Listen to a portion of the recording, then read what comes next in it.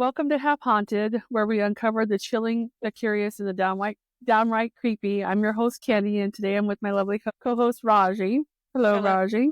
Happy New Year, everybody. Happy New Year. Today we're taking a journey down America's most iconic road, Route 66. But this isn't just any road trip. Deep diving into the haunted history of ghostly tales that linger along 2,500 miles. From ghostly miners in California to phantom riders in Missouri, this episode is packed with legends and mysteries that will send shivers down your spine. So buckle up because we're headed straight into the heart of Route 66. The history of Route 66, it's known as the Mother Road. It was commissioned on November 11th, 1926. Connecting to Chicago, Illinois, to Santa Monica, California. It symbolized freedom, adventure, and the golden age of American road trips. But beyond its nostalgic charm lies a darker, eerie side, a road where history meets the paranormal. Let's start our haunted journey in the golden state of California. California, here I come. That's right. This one, we're going to talk about the ghost of Sam Kinison on Route 95. California's ghostly tales often begin with tragedy, and comedian Sam Kinison's story is no exception. On a dark night in 1992, it's been that long? Whoa. Mm-hmm. Dang, man.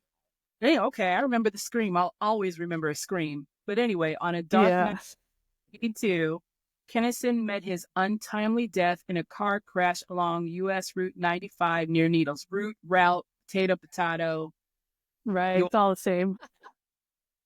Since then, witnesses have reported seeing his white Trans Am and hearing the screech of brakes echoing in the stillness of the desert.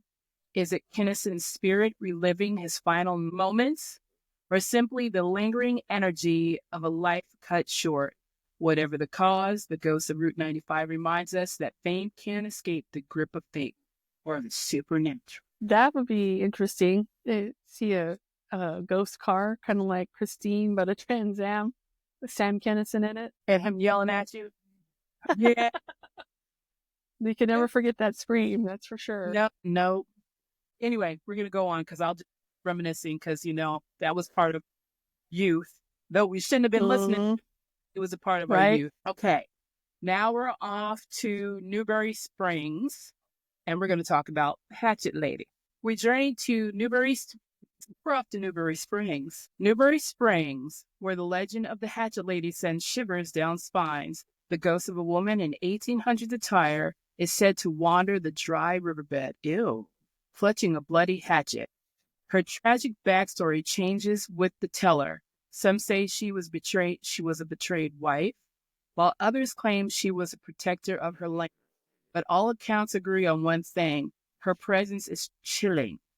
Locals warn against walking the dry riverbed at night. Several visitors have reported an unexplainable chill, accompanied by the sound of heavy footsteps that vanish without a trace. Could that be the Hatchet Lady still guarding her territory? What is she hiding? Is it money? Is it gold? I don't know, but I wouldn't be walking down a dry riverbed at night. Period. No. Why would you?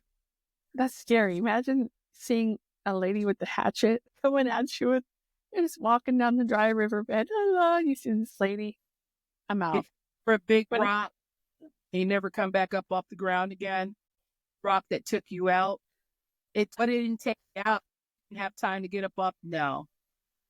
We better stay and go home during the day. All right. Next, we are off to the Calico Ghost Town, which is nestled in the Mojave Desert. Once was a booming silver mining town before it fell silent in the late 1800s, but the silence didn't last.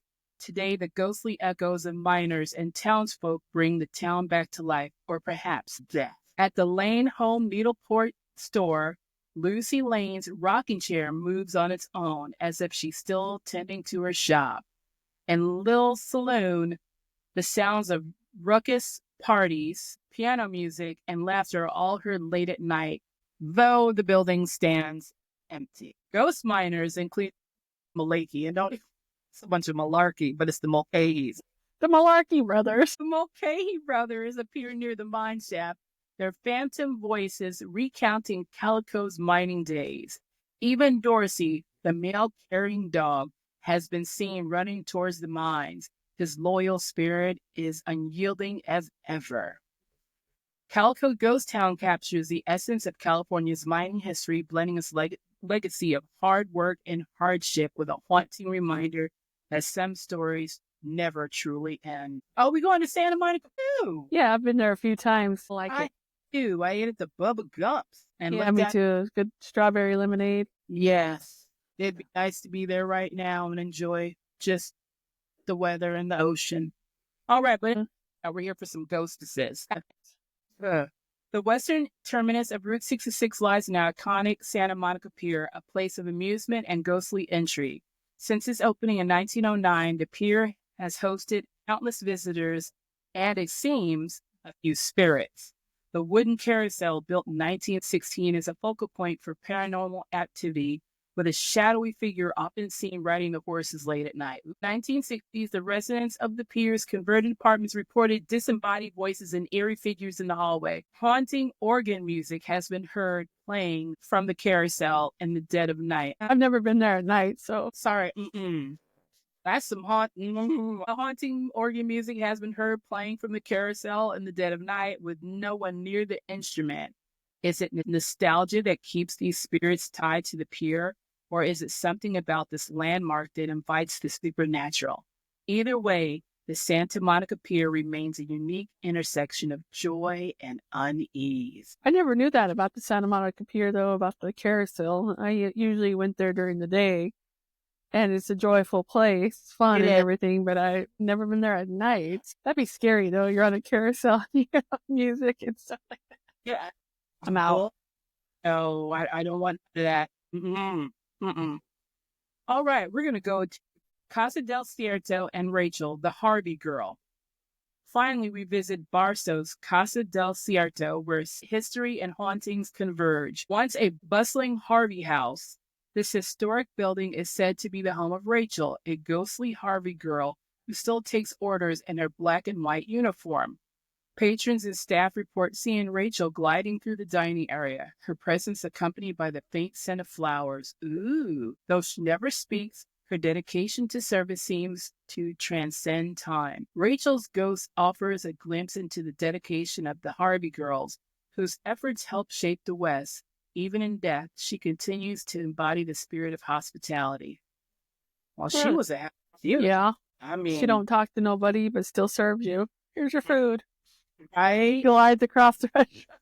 It smells the flowers. Here's your food. And I mean, you smell things, but you don't taste it.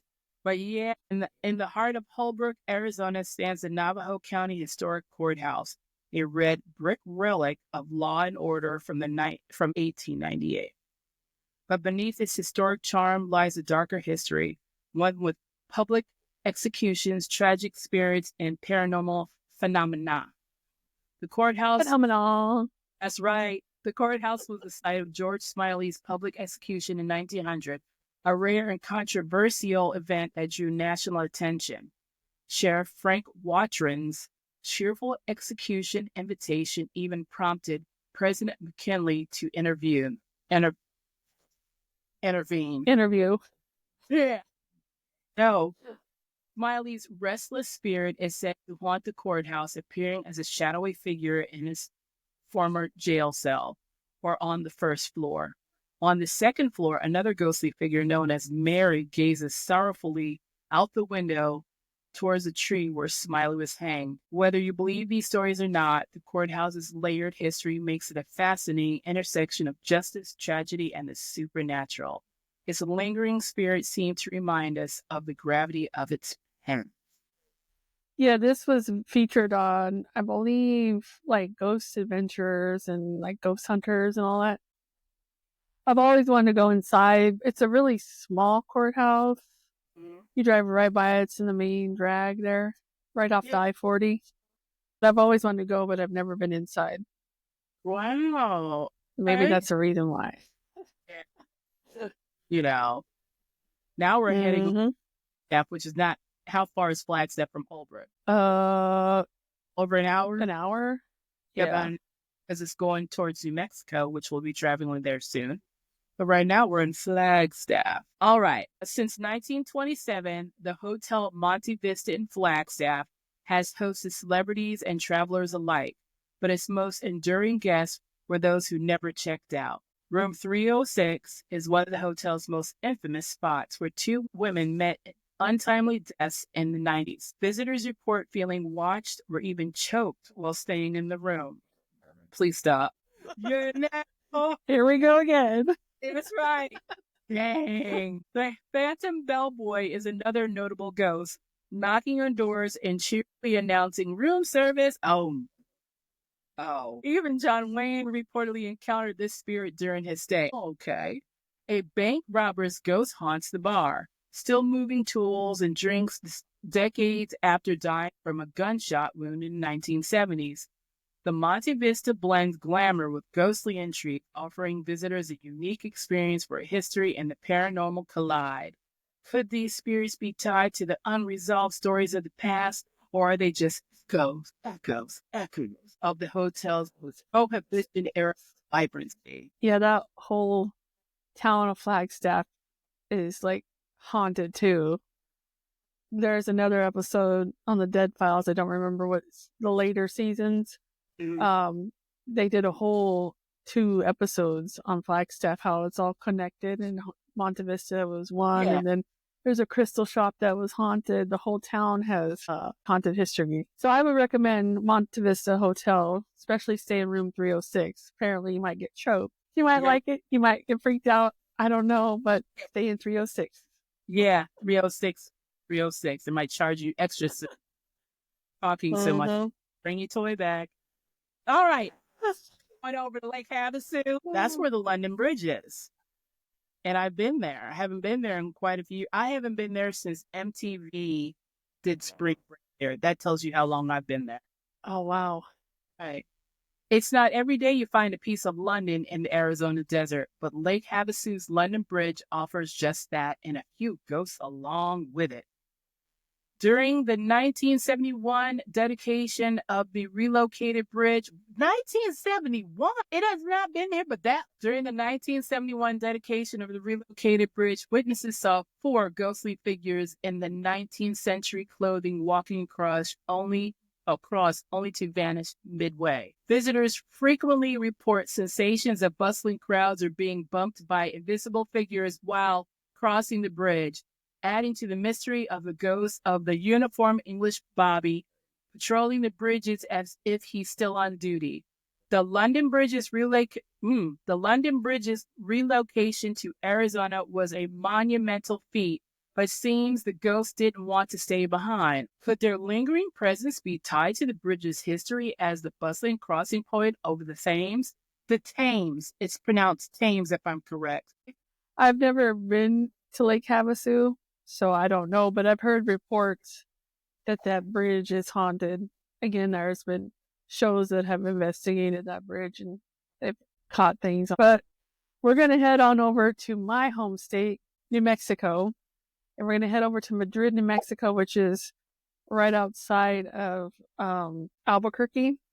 So tucked away in the Ortiz Mountains lies Madrid, a former mining town steeped in history and mystery. Once bustling with miners, it's now a vibrant hub for art and tourism, but the spirits of the past still linger.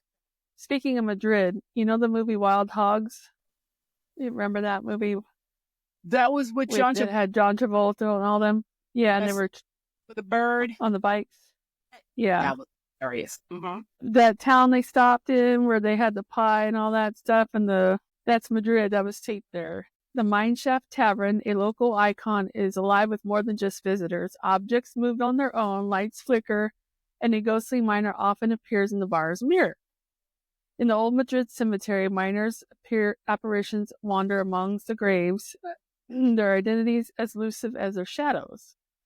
Nearby Morgan Jones Mine, the site of a tragic explosion in 1932 that killed 14 miners, echoes with phantom cries for help. Madrid also shares New Mexico's infamous legend of the La Llorona, the weeping woman seen in arroyos searching for her lost children. Madrid's ghostly tales weave together its mining legacy with enduring folklore, creating an otherworldly tapestry that continues to captivate visitors. Could these hauntings be spirits of miners who met their untimely end, or are they echoes of the town's tumultuous history? That's right. What do you think? It might be. It's a lot of history in that Madrid.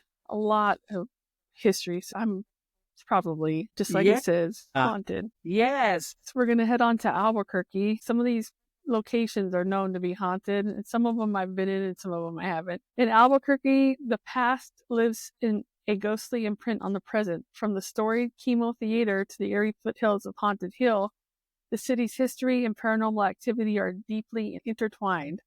The Chemo Theater, an architectural gem, is haunted by Bobby Darnell, a young boy who tragically died in 1951 boiler explosion. Bobby's mischievous spirit is known for playing pranks if performers forget to honor him with donuts backstage. Now look, I wouldn't be mad if a ghost wanted donuts. That's kind of neat. Right, that's all he wants is donuts. So the second ghost of the Chemo is a woman in a bonnet, wanders the aisles. Her connection to the theater's history remains a mystery. Past Manal Boulevard, Haunted Hill lives up to its name with ghostly screams, laughter, gunshots. A lantern-bearing figure is seen near a cave vanishing upon approach. Albuquerque's haunted sites offer a glimpse into the city's layered history, from playful spirit to Bobby Darnell. In the chilling echoes of Haunted Hill, each location tells a story of tragedy, resilience, and the unexplained. So that Haunted Hill thing, where it's Manal Boulevard, I asked my mom about that because my mom, grew up there. She raised there too. And a certain area back in the day was just all desert until the city grew. Yeah. And my mom said that there's been stories when she was younger that would happen too on Haunted Hill. You'd hear light, the lanterns, like what I explained. And I'm like, oh, really? And so my dad would party up there too when he was a teenager, and he would say things of that nature too. That was kind of weird and eerie.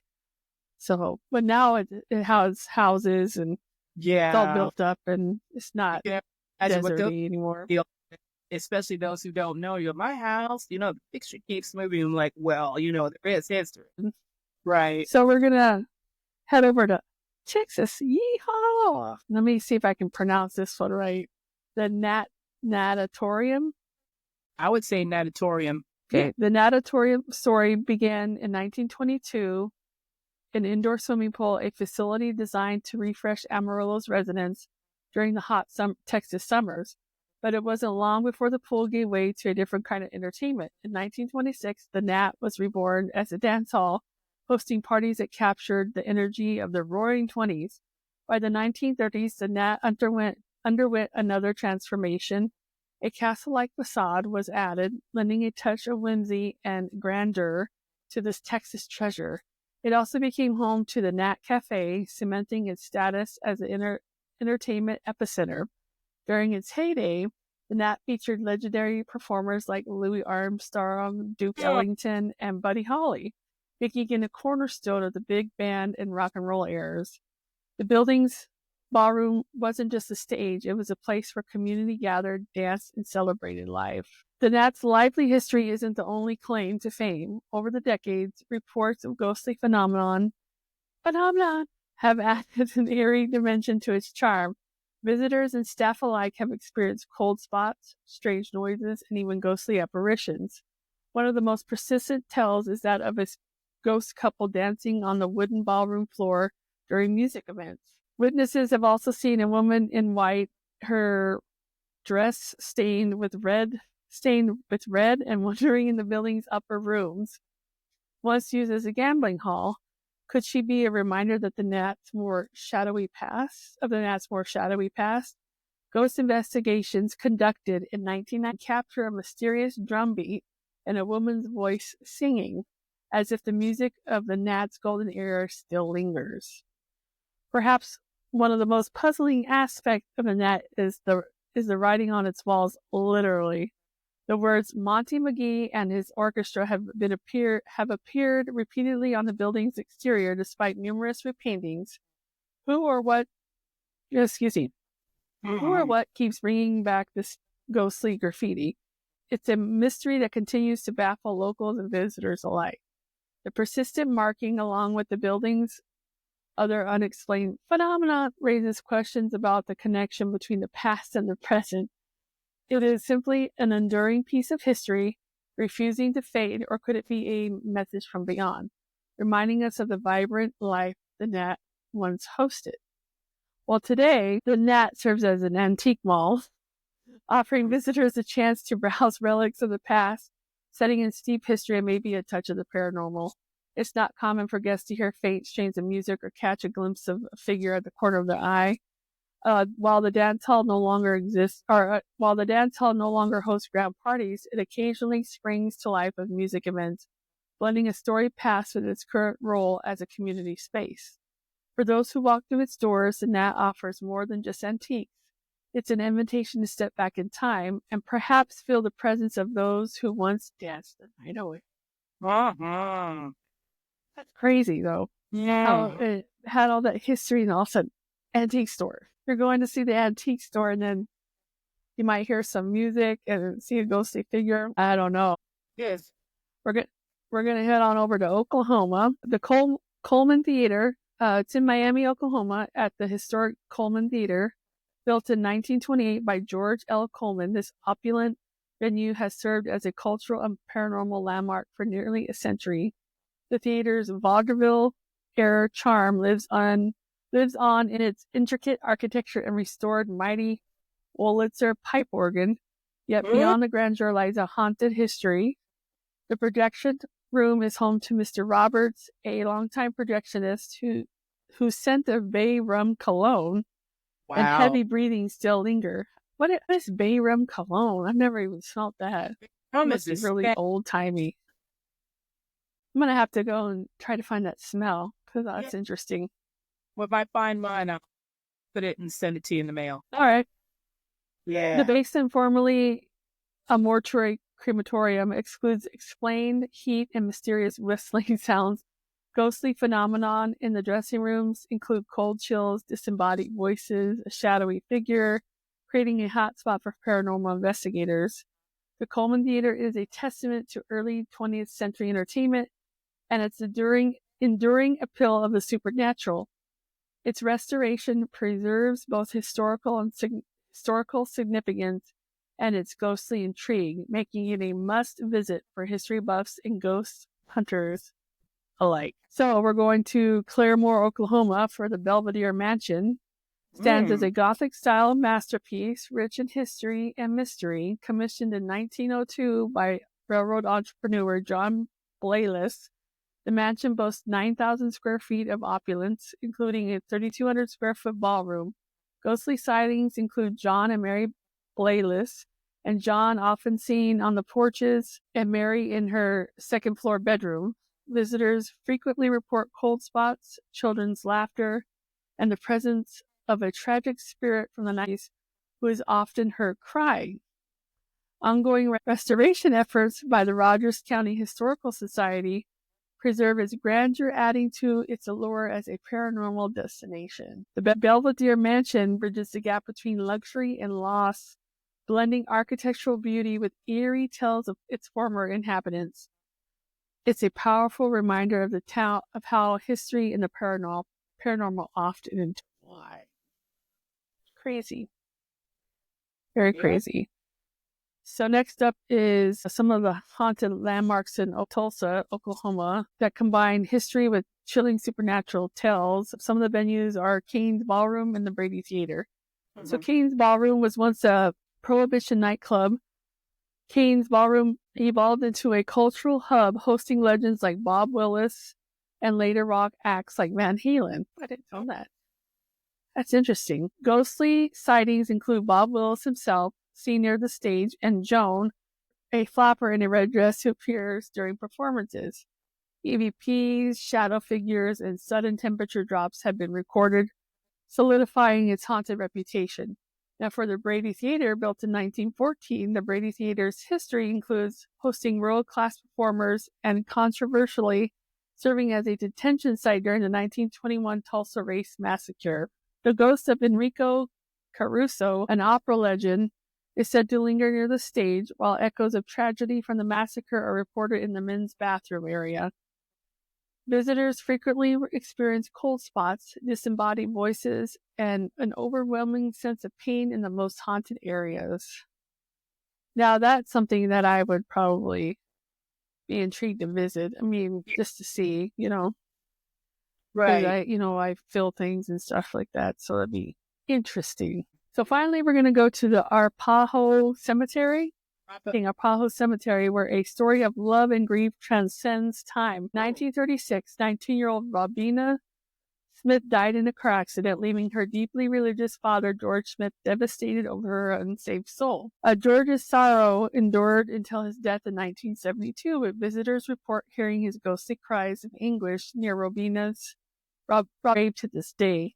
A local pastor corroborated these accounts, describing the sobbing as a lament for Robina's lack of salvation. Arapaho Cemetery is a poignant reminder of how personal grief and religious conviction can leave a lasting impression both emotionally and supernaturally. George's eternal lament speaks to the enduring bond between a parent and a child even in death. Yes, we're going to Kansas. Our next destination takes us to Fort Baxter, later renamed Fort Blair, where the echoes of Civil War battles continue to haunt the land.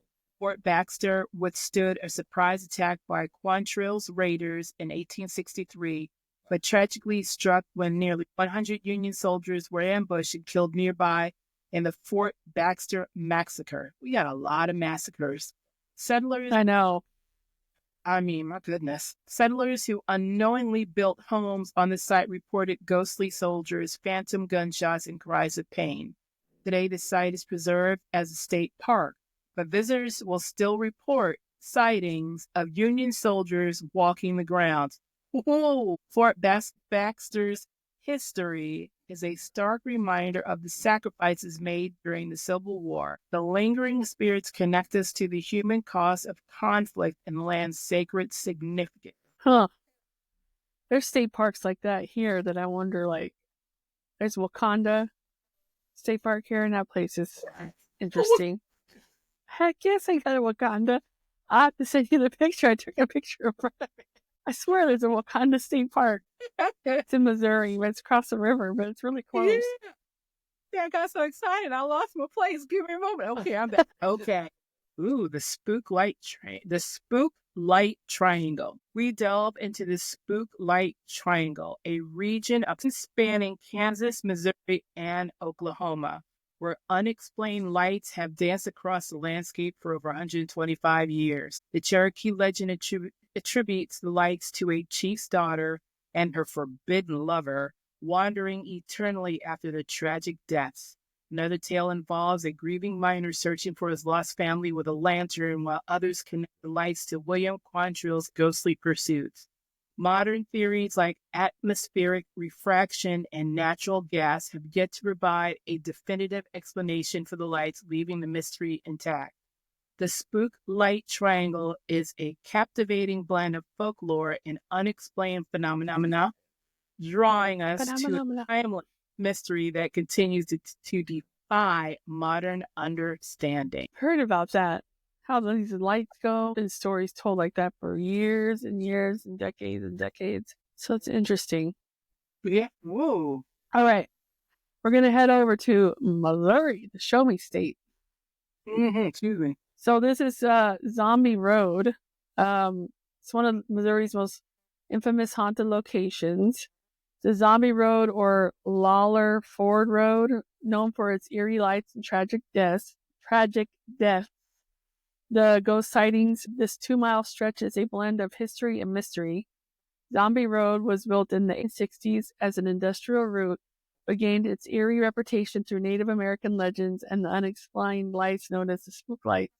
In 1876, tragedy struck when Delia McCullough, was killed by a railroad car, and her screams are still reported near the site of her accident.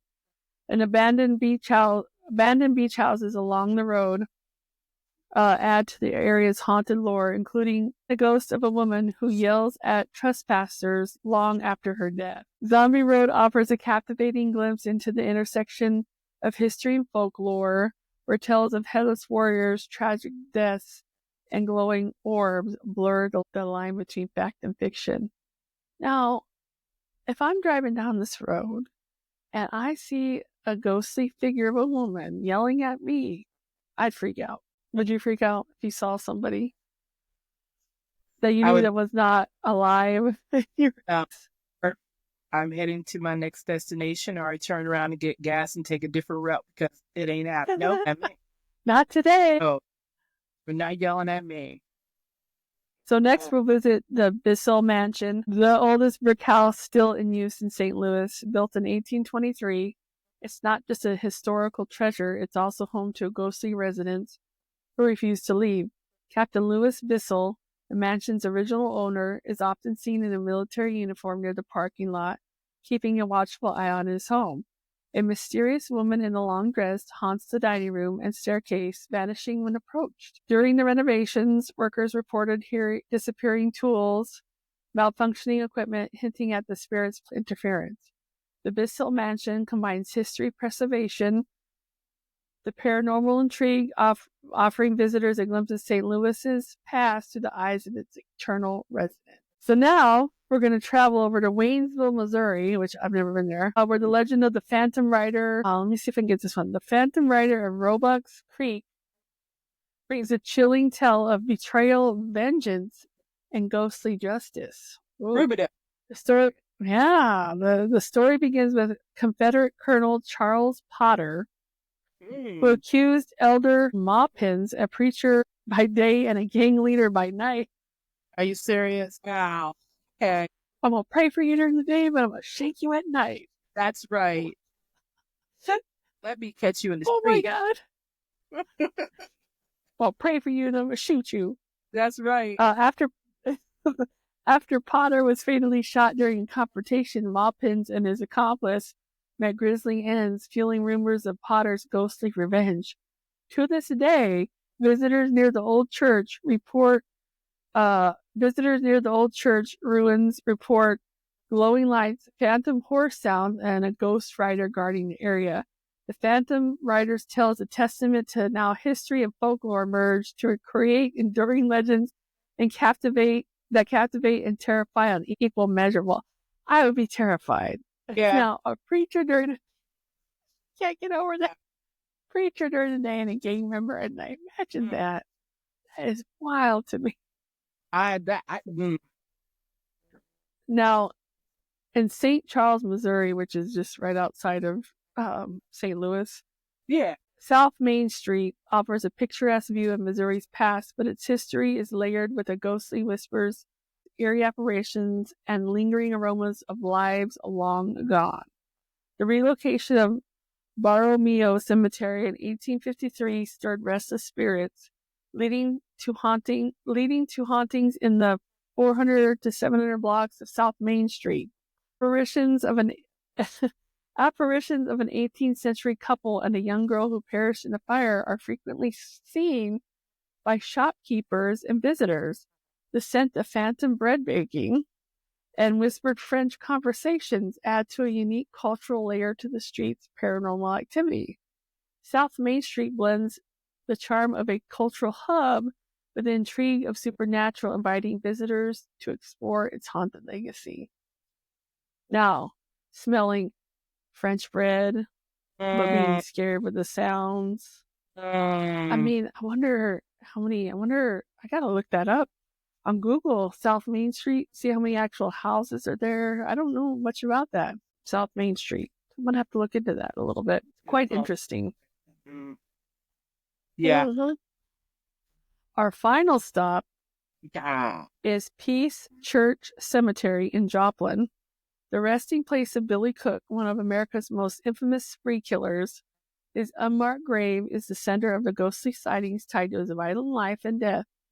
Billy Cook's troubled life, marked by poverty and abandonment, accumulated in the killing spree that claimed 7 lives in the 1950s. Buried in secrecy due to his crimes, his grave is associated with glowing lights, shadowy figures filled with palpable anger. Visitors report vaporous shapes and an eerie lantern-like lights, adding to the cemetery's haunting atmosphere. Peach Church Cemetery serves as a stark reminder of how unresolved lives and tragic ends can leave a lasting spectral imprint on the places they touch. Now, with these cemeteries, like, most of them close at night, unless you're out in the country, and you can go visit those ones that don't really have like the ones here in town, they close, like they have gates. So I don't know how people know about all this stuff, unless you're the caretaker there. But either way, that's scary. So we're going to head over to the state I live in now, which is Illinois. The Biograph Theater. It's Chicago's Biograph Theater is a historic venue forever etched in infamy as the site of gangster John Dillinger's dramatic demise.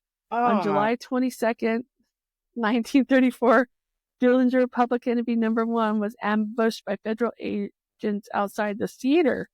His bloody end left not only a historical mark, but a otherworldly one too.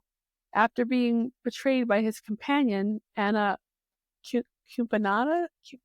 My apologies if it... All right. Anna Campagnas, Dillinger's violent death unfolded in the alley beside the theater. Witnesses today report eerie sounds, phantom gunshots, and footsteps, and even ghostly reenactments of Dillinger's final moments.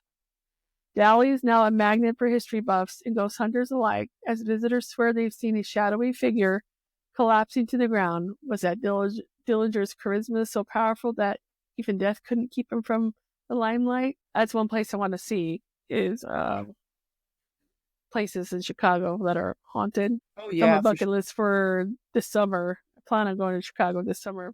So is that where the Valentine Fair happened to? Yes, around there. Mm-hmm. That's the way we Valentine's Day. Right? Yeah. The proper way of Valentine's. Yeah. That's how I feel. So, yeah, exactly. Mount Carmel Cemetery. Yeah. It's the Italian bride's eternal vigil. So Hillside, Illinois is home of Mount Carmel Cemetery, a sacred yet ghost ground. Among its many graves lies the resting place of Julia Bucula Petta, better known as the Italian bride. Julia's tragic death during childbirth in 1921 turned into a miracle or a mystery when her body was exhumed 6 years later. To the astonishment of witnesses, Julie's body showed no signs of decay. That's weird.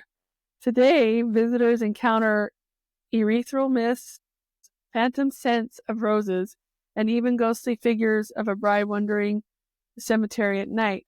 Julie is still waiting for her happy ending that she never received in life? I don't know.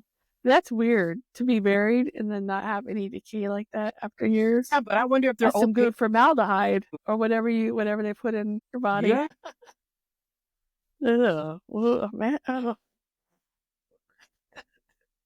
Few landmarks are as iconic as the Wrigley Field home of the Chicago Cubs, but did you know that this beloved ballpark is also one of the most haunted stadiums in the world? Did you know that? No, I didn't. Either did I. From the ghost of Charlie Grimm, a former manager pacing the dugout, to the ghostly presence of legendary sportscaster Harry Carey in the press box. I love that guy.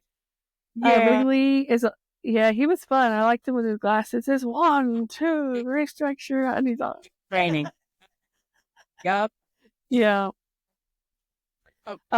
Wrigley is alive with spirits. Security guards have reported phantom bullpen phone calls late at night, believed to be Grimm checking on his team. For the Cubs fans, it seems even after life, they can't keep him from the game. So that's crazy. I never knew that Wrigley Field was one of the most haunted stadiums in the world. Not just the United States, the world.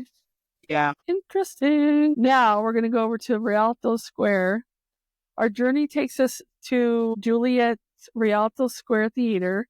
a dazzling venue dubbed the Jewel of Juliet, but beyond its stunning chandeliers and grand marble walls, ghostly figures add a haunting role to its rich history. Witnesses frequently spot a man and a woman in the balcony, their presence accompanied by an unexplained chill. Backstage, a misty woman appears near an organ, possibly lingering spirit from the theater's vaudeville days.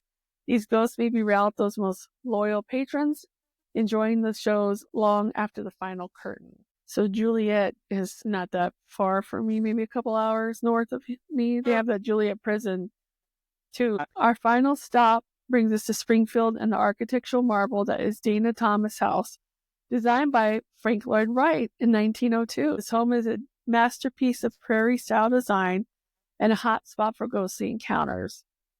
The home's original owner, Susan Dana, was known for hosting extravagant parties and seances. Today, visitors report cold spots, disembodied voices, and a fleeting figure sitting on an antique furniture. Are these spirits the remnants of Dana's seance guests, or something more tied to her family's tragedies? I don't know. From coast to coast, Route 66 isn't just a highway, it's a living storybook of history, legends, and spirits that refuse to be forgotten. Whether you're planning on your own road trip or prefer to explore from the safety of your own home, remember, every mile has its mysteries and every stop has its ghosts. Thank you for joining me and Raji on this journey down haunted Route 66. Don't forget to subscribe, leave a review, and share your own ghost stories with us. Until next time, stay curious and maybe a little cautious out there on the open road. Yes.